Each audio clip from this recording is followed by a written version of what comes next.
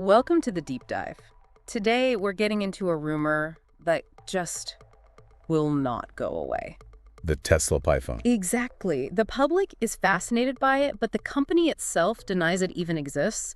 Our mission is to, separate the fan fiction from the facts. And to look at the real-world cost of all this connectivity. Yeah, we're going to show you how a simple dashboard for enthusiasts created a massive, and I mean a 9.8 out of 10, security risk for actual cars on the road. It's a perfect storm of speculative hype and real-world vulnerability. The rumored features for this phone are just pure science fiction. But the company's response has been so blunt. I think it was back in October 2024, Elon Musk was quoted saying the idea of making a phone. Makes me want to die. Right. So clear. Very clear. Yeah. He did give one condition, though.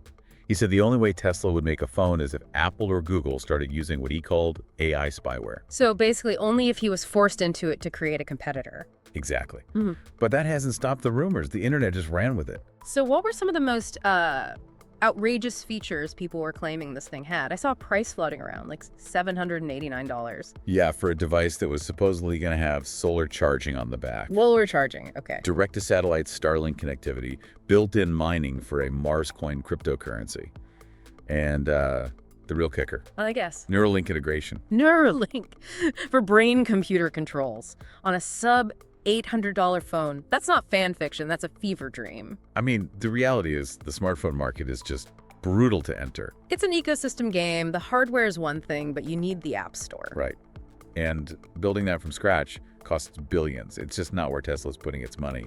They're focused on cars and, rockets. So if the Pi phone is a ghost, what's the actual tangible progress on the connectivity front? That would be Starlink's direct-to-cell service, DTC. And the key here is that it's not about new hardware, right? Correct.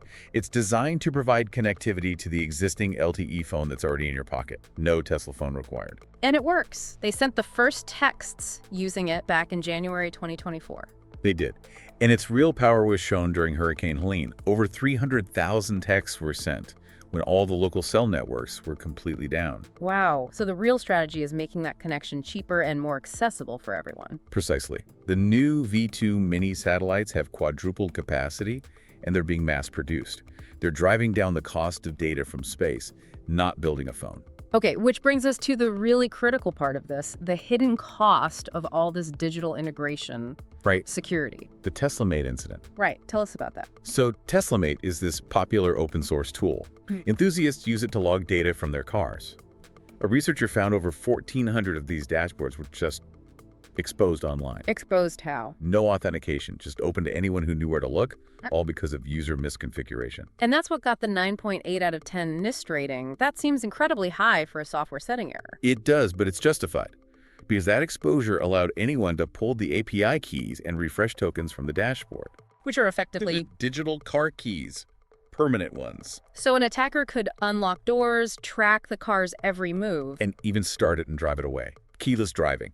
That's why the rating was critical. It was a direct physical threat. And Tesla's response. They had to revoke thousands of API keys across their whole ecosystem. It showed the vehicle's security is only as strong as the weakest link. In this case, it was a third-party app. So the real struggle isn't about building some futuristic phone. Not at all. It's about securing the digital keys that already control the cars we drive today. Which really leaves us with a final thought for you, the listener.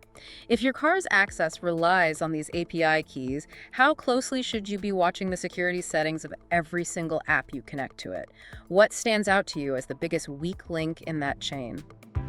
Tesla's new phone might drop soon. And it'll sync straight to your car like Magic. Subscribe before the Tesla phone leaks even more.